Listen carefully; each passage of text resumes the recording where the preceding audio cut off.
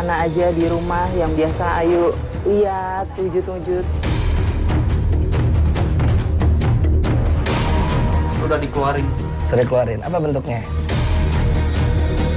لو أنزلنا هذا القرآن على جبل لرأيته خاشعا وننزل من القرآن ما هو شفاء ورحمة للمؤمنين.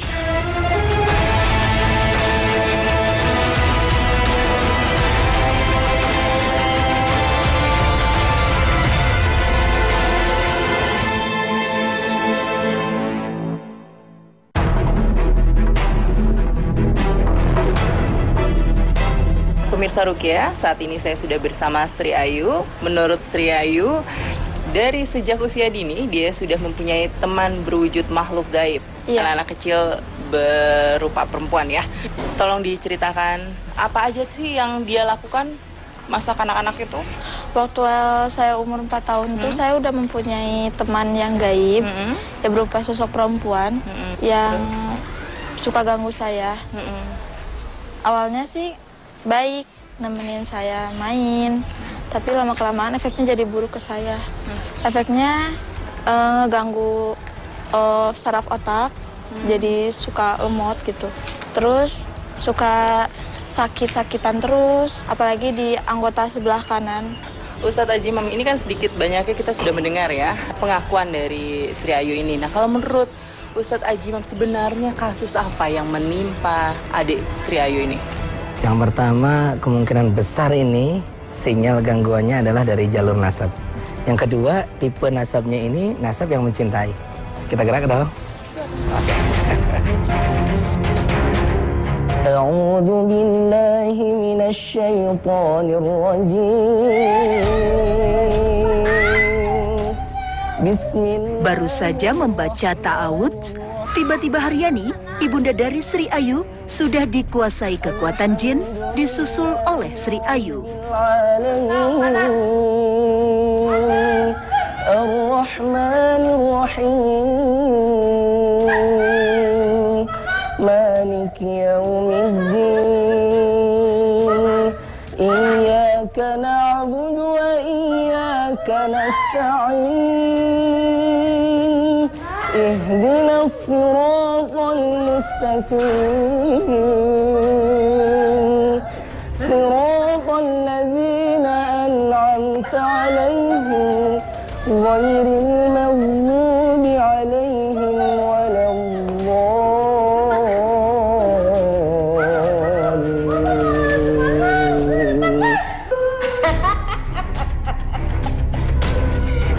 Pemirsa, jenis jin yang suka ketawa-ketiwi seperti ini itu biasanya membisikkan sesuatu yang membuat manusia mudah emosi, mudah marah, sehingga ketika marahnya meluap-luap jantungnya error. Biasanya mereka bercokol di jantung. Ya, wallahu a'lam. Keluar ya. Yang di kamar ya. Bismillahirrahmanirrahim. Ibu 5 anak ini tetap berceloteh, tapi Ustadz tidak mengacuhkannya. Wa yufzihim wa yansurkum 'alaihim wa yashfi sudura qaumin mu'minin wa yashfi sudura qaumin mu'minin. Melihat mereka semakin terpedaya oleh aura magis, Ustadz mendoakan mereka secara bersamaan. Alhamdulillahilladzi anzala ala 'abdihil kitaba wa lam yaj'al lahu 'iwaja qayyiman liyunzira ba'san shadidan min ladunhu wa yubashshiral ويبشر المؤمنين الذين يعملون الصالحات أن لهم أجرا حسنا. Keluar. Ya, Ustadz Aziman bisa dijelaskan kenapa nih selama lagi bereaksi dia terus menutup kedua telinganya? Pertama, dia memang menghalang-halangi kebenaran untuk dia dengarkan. Jadi dia memang punya tabiat buruk, yaitu menolak kebenaran. Itu yang pertama. Yang kedua, telinga juga adalah salah satu tempat bersemayamnya bangsa jin ketika kita tidur. Ya, kita malas dengar azan, kita malas dengar ngaji, dengar ceramah dengan kata-kata yang baik, karena mungkin mereka bertengger di telinga kita. Maka ada ketika wudhu disunahkan oleh Rasulullah untuk membersihkan telinga dengan sempurna. Selebihnya ya ini adalah gangguan tipe-tipe jin yang sudah merasa nyaman. Saking nggak mau dipisahkannya, dia bersikukuh untuk ada di dalam tubuh manusia, bertahan. Mau kita ngapain aja dia bertahan. Setelah emosinya kian mereda, Ustadz segera menasehatinya.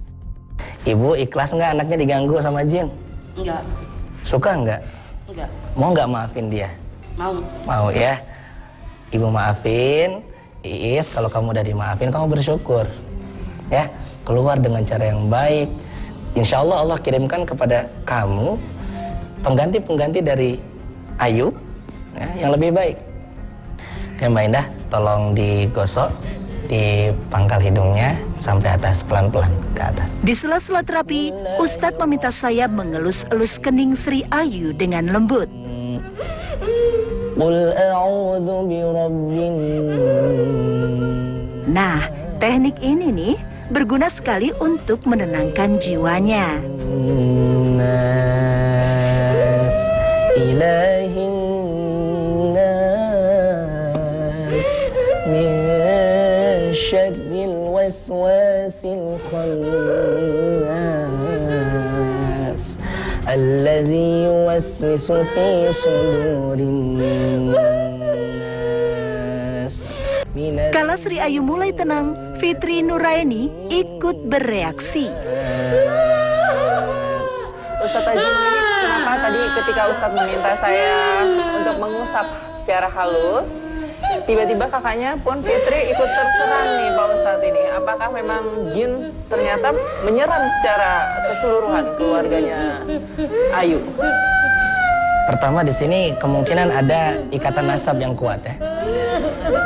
Ikatan jin nasab yang kuat biasanya bertengger di khayshum. Pemirsa, di sini nampak jelas bahwasanya gangguan jin-jin yang terwariskan dari leluhur amat sangat mendominasi keluarga ibu ini. Ya, subhanallah. Makhluk gaib masih enggan melepaskan pengaruhnya dari perempuan-perempuan muda ini.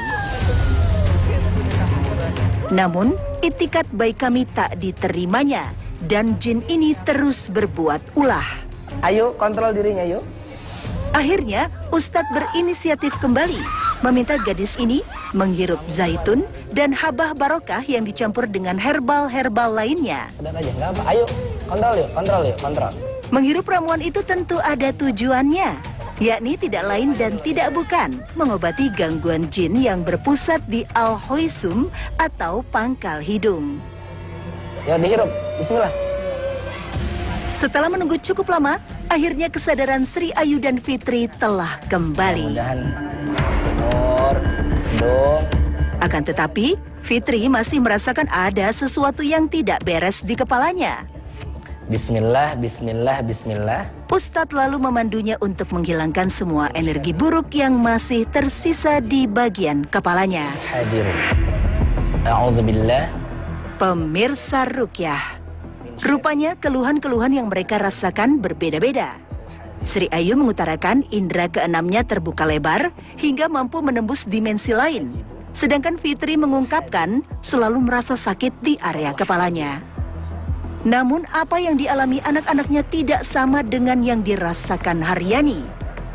Perempuan berkulit sawo matang ini mengutarakan kerap mengalami masalah di bagian lidahnya. Lidahnya sering terasa keluh, sulit melakukan pengucapan di area wajah, mulut, rahang mengalami kelemahan, dan mudah lupa.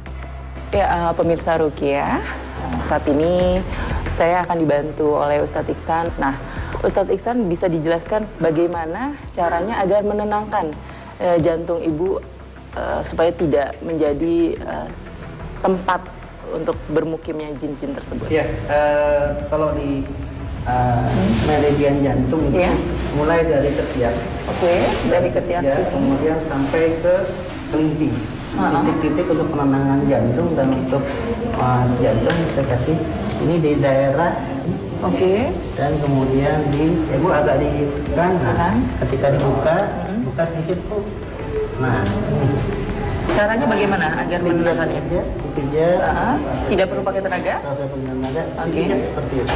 Gini aja ya? Iya. Oke, gini aja ya. Pijat, tangan. Gitu. Dan kemudian di sebelah sini juga sama. Dipijat juga. Oke, sini juga ya? Ya. Yes. Gitu. Ibu bagaimana setelah ibu terapi sendiri tangannya? Yang dirasa bagaimana? Tenang? Ya. Langsung ya, tenang. Alhamdulillah. Karena itulah Ustadz mengambil keputusan untuk meruqyah rumahnya yang terletak di Kecamatan Cicendo, Bandung, Jawa Barat. Ya yuk, bisa tunjukkan ruangan mana aja di rumah yang biasa Ayu lihat. Keanehan demi keanehan sering terjadi di rumahnya, terutama di kamar tidur Sri Ayu. Fitri mengungkapkan, jika semua kegundahan yang dialami Sri Ayu sehari-hari seakan hilang tak berbekas setelah memeluk erat guling yang tersimpan rapih di kasurnya. Langkah selanjutnya ialah Ustadz membuat air ruqyah dicampur dengan bubuk bidara untuk disiram ke area sekitar rumah.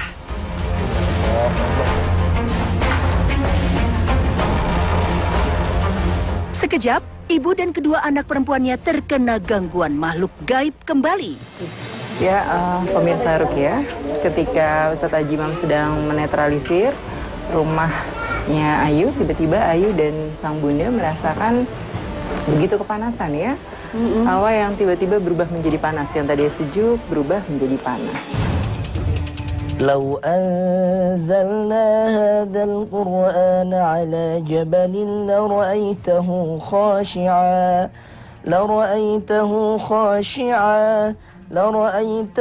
خاشعا متصدعا من خشية الله. Tak lama kemudian, keluarga Haryani sudah merasakan ketenangan.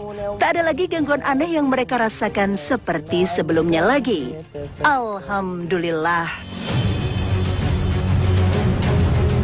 Sudah kita saksikan tadi, pemirsa ruqyah sekalian, bagaimana tipu daya bangsa jin mengelabui manusia. Allah menegaskan di dalam Al-Quran, di dalam surat Al-Jin ayat 6, wa annahu kana rijalun minal insi ya'udzuuna birijalin minal jinni fazaduhum rahaqa. Yang makna singkatnya, Syekh As-Sa'di di dalam kitabnya Taisir Karimur Rahman, bahwasanya fa'il di sini bisa mengacu ke dalam dua kalimat. Bisa jadi fa'ilnya itu rijalun minal insi, bisa jadi rijalun minal jinni. Maka di situ Allah tegaskan fazaduhum rahaqa. Kerugian bagi siapa? Bagi bangsa jinnya juga manusia. Karena apa? Karena melahirkan kesyirikan dan memohon pelindungan kepada selain Allah. Na'udzubillah. Lalu yang kedua, perbaikilah wudunya sesuai yang diajarkan Rasulullah SAW.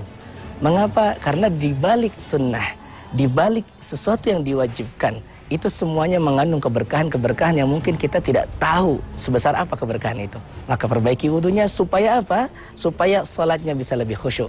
Karena Allah berfirman juga di dalam surah Al-Mu'minun ayat 2, qad aflahal mu'minun alladzina hum fi salatihim khashi'un. Ya, di dalam surat Al-Mu'minun ayat 1 hingga kedua. Orang-orang beriman amat sangat bahagia. Mereka menjadi orang-orang pemenang. Mengapa? Karena mereka khusyuk di dalam salatnya. Pemirsa ruqyah, saatnya kita mendalami kasus gangguan jin yang menimpa Rizky Wahyudi sejak setahun yang lalu. Ya, Mas Rizky, bisa disampaikan kepada Ustadz Ajimam sebetulnya apa yang terjadi sama Mas Rizky setahun belakangan ini? Tahun kemarin saya mulai merasa gelisah, Mbak. Kalau ke masjid gitu, keperasaan takut gitu. Ada yang nggak enak di dada. Terus kalau dengar ceramah di YouTube kayak mau berontak gitu. Terus saya coba ruqyah beberapa kali, tapi kayaknya dia tuh ngebandel gitu, nggak bisa, susah keluarnya. Iya, Ustadz Ajimam, apakah memang ada makhluk-makhluk yang khusus mengganggu kehusukan orang untuk beribadah? Memang hampir seluruh tentara iblis itu kerjaannya mengganggu manusia dan tidak tidak membuat tidak nyaman manusia untuk beribadah. Ini apalagi jin-jin kufar al-bawah ya, yang kafirnya tingkatnya tingkat tinggi. Itu amat sangat dominan mengganggu di kolbu manusia, menimbulkan was-was, juga biasanya lebih dominan suka ke kamar mandi. Langsung kita ruqyah insyaallah.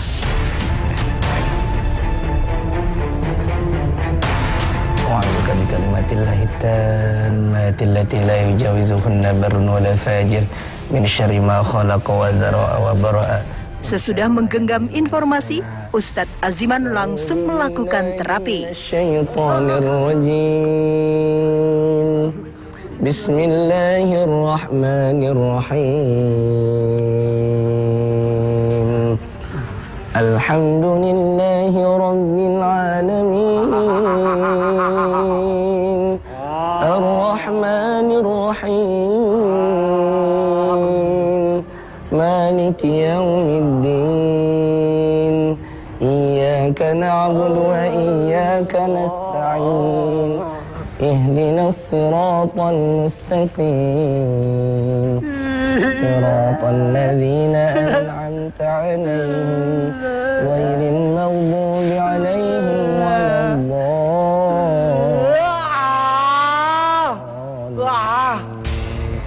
Bersyukur setelah berjuang menolak semua pengaruh buruk yang disebabkan oleh makhluk gaib, ingatan lelaki kelahiran tahun 1986 ini pulih. Pemirsa, tadi kita saksikan ya, Kang Rizky ini reaksinya aneh-aneh ya. Sungguh itu semua adalah tipu daya syaitan ya. Dan Allah sudah menegaskan di Al-Qur'an, inna kaida syaitan kana dha'ifa. Yang maknanya sungguh tipu daya syaitan amat sangat lemah. Maka jangan dihiraukan. Coba kita fokus, mohon kesembuhan, juga hidayah untuk kita semua. Ya, pemirsa Ruqyah, saat ini saya bersama Mas Rizky juga Ustadz Azimam sudah berada di rumah Mas Rizky. Nah, saatnya kita menyusuri setiap ruangan-ruangan yang diyakini sudah terikat oleh kekuatan makhluk gaib. Di mana aja Mas Rizky bisa ditunjukkan? Anak ketiga dari 3 bersaudara ini mengaku sering bermimpi buruk dan sering terbalut perasaan negatif. Hal ini membuat Ustadz Aziman memutuskan untuk mendoakan Rizky di tempat tinggalnya yang berada di Jalan Terusan Cikampek Raya, Antapani, Bandung. Alhamdulillah, apa yang dirasakan selama Kang Rizky tinggal di sini? Oh, ini kamar saya, kalau saya tidur suka ada kayak urep-urep gitu bahasa Sundanya, apa? Ya, ketindihan. suka ketindihan. Tapi di sini Mas pernah ditanam sesuatu atau Mas pernah menyimpan pemberian dari orang-orang yang dianggap Mas pintar? Kalau ditanam sih enggak sih ya. Kalau untuk dirajah, ditempel di dinding pernah gitu. Kini, sampailah kita pada tahapan membuat air ruqyah.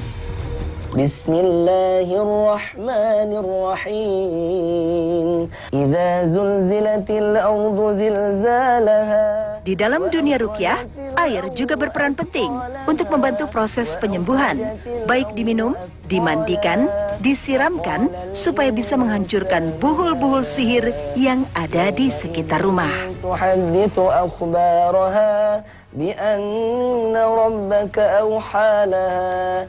يومئذ يصدر الناس أشتاتا ليروا أعمالهم فمن يعمل مثقال ذرة خيرا يره ومن يعمل مثقال ذرة شرا يره. Setelah air tersebut diruqyah, sekarang Ustadz menyiramkan air tersebut ke titik-titik di sekitar tempat tinggal keluarga Rizky. Diawali di area depan rumahnya. Konon di titik ini pernah ditanam sesuatu untuk tujuan tertentu. Terus di mana lagi? Ada yang naburin gitu orang di situ, nggak tahu apa gitu. Terus kakak saya di balik jendela kan nggak kelihatan. Berarti menyaksikan ya, kalau ada orang yang lagi menaburkan. Di balik jendela. Ya. Ya. Berikutnya, giliran dalam rumahnya yang Ustadz siramkan air ruqyah. Ini yang saya mimpi, di sini ada sesuatu. Dalam mimpi ada di saya. Mimpi apa di dalam mimpi itu? Waktu kecil sih, tapi masih ingat sampai sekarang gitu. Apa itu? Kayak gerabah dari emas gitu, tapi dalam mimpi aja. Saya ada. coba, tapi beton susah. Oh gitu, nggak apa, dibuka aja. Subhanallah. Oh ini pernah dibongkar? Pernah dibongkar, cuman bawahnya kayak... Oh gitu, baik. Subhanallah. Ya kita husnudzon. Ya, kita tidak meyakini mimpi itu, tapi ini adalah tidak dilarang juga kita waspada terhadap hal buruk. Bismillahirrahmanirrahim. Ya, berarti memang ada jin yang bisa ya menunjukkan sesuatu di titik-titik tertentu ya Pak Ustadz ya? Biasanya jin nasab itu, jin yang terwariskan dari leluhur, atau jin yang pernah katakanlah ada ikatan dengan keluarga beliau. Ya Allah alam, memang ada yang seperti itu.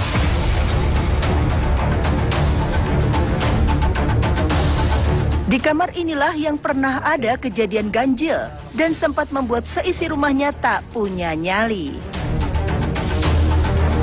Seperti tempat-tempat sebelumnya, kamar ini pun disiramkan air ruqyah. Alhamdulillah, selesai rumah ini dibersihkan dari kekuatan-kekuatan gaib, tidak lagi terasa hawa panas, justru sekarang terasa sejuk dan nyaman.